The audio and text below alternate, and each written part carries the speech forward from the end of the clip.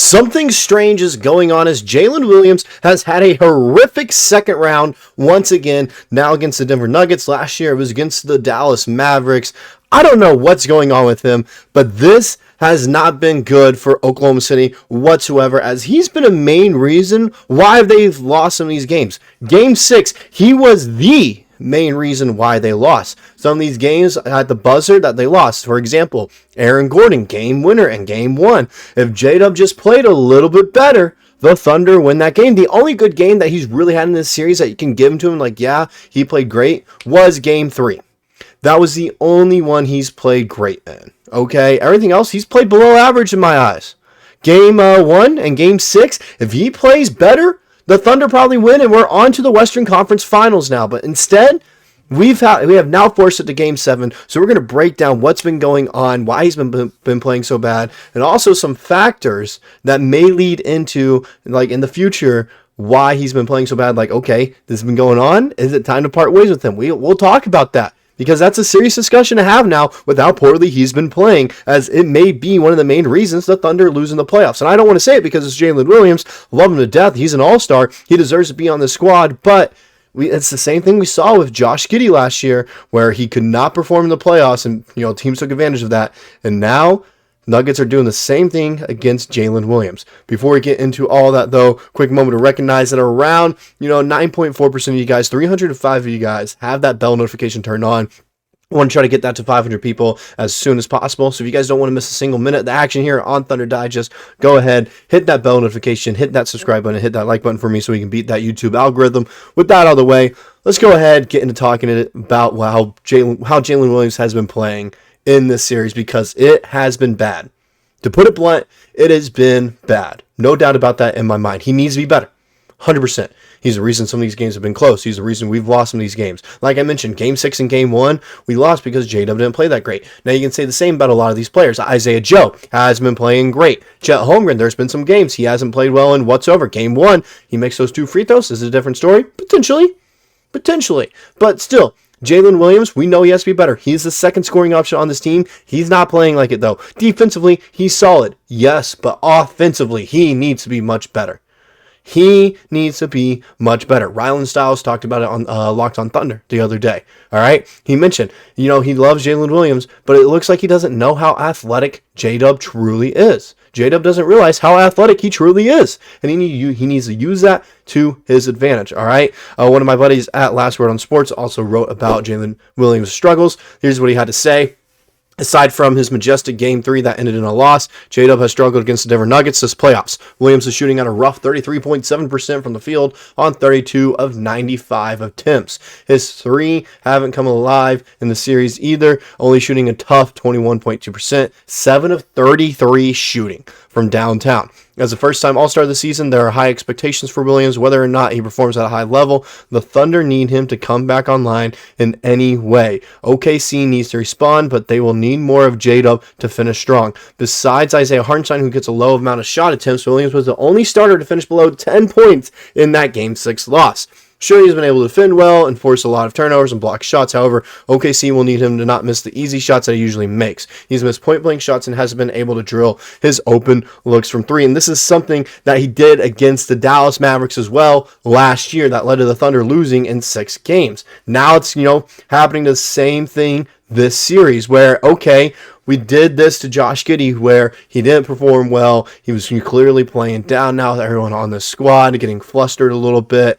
Is it time to part ways with him? I don't want to say it is, all right? I don't want to.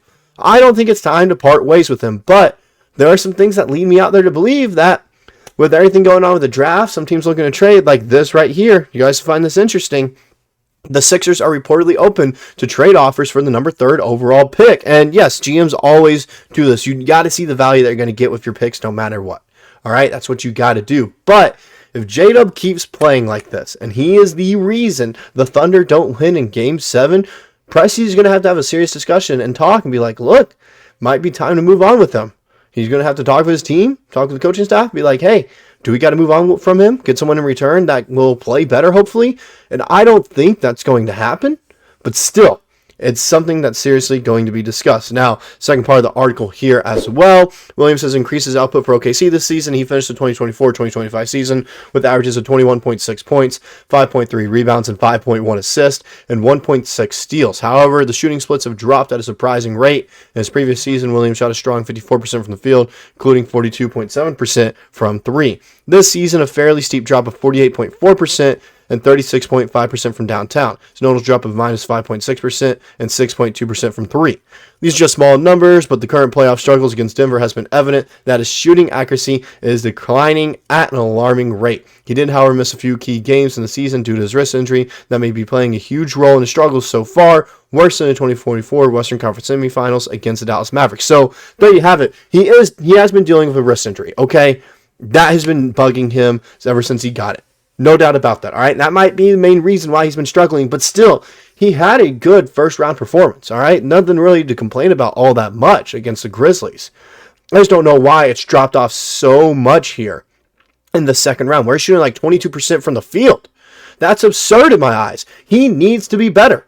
I don't care. He's missing open shots. He's missing layups. He just has to find a way to be better. I don't know if that's because of a matchup where he's driving in and Aaron Gordon's in the paint and he's a good rim protector there, and that's why. But still, he has to be better. But speaking on Aaron Gordon, this may be the opportunity now for Jalen Williams to shine a little bit, as we did get some news today that Aaron Gordon is hurt. Denver Nuggets forward Aaron Gordon has been diagnosed with a left hamstring strain, and his status is in doubt for Game 7 against the Oklahoma City Thunder, sources tell ESPN. Major development heading into Sunday's 3:30 p.m. Eastern game on ABC for Western Conference Finals berth. Now, if he is injured, and I think no matter what, this is going to benefit the Thunder if he plays or not. But if he plays, it will help him out because he's not going to be as athletic and is going to be able to take advantage of that weak point on the defense because he's not going to be as mobile. It's a hamstring injury. You need your bottom half to be mobile, all right? Now, if he doesn't play, all right?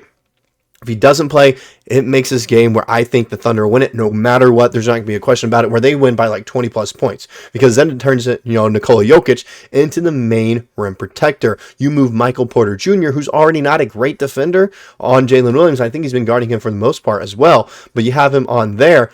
He can just drive right by. Jokic is down there to rim protect. And if he goes up with him, you just go right into him and you draw the foul.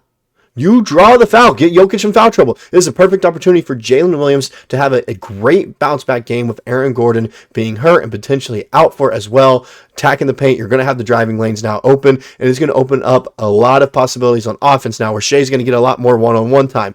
Chet Holmgren's going to get a lot more one-on-one time. Isaiah Hartenstein, that pick and roll action, he's going to thrive. Lou Dort, he's going to find himself open in the three a little bit more as Russell Westbrook's going to start. He's going to try to help out on defense there, hide in the paint a little bit for anyone driving in, kick it out to Dort in the corner. He should knock down the open shots. He proved that in Game 5.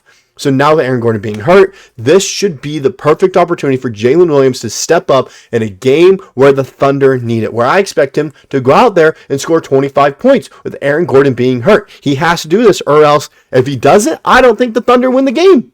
He needs to step up offensively. Point blank, plain and simple. That's all I got for this video. Let me know what you guys personally think about the performance by Jalen Williams here so far in the playoffs. If you want to just talk second round, talk the entirety of the playoffs, let me know. Let me know what you guys think about his performance, and if you think he keeps this up, is he getting traded in the offseason? That's all I got for this video. I'll see you guys in the next one.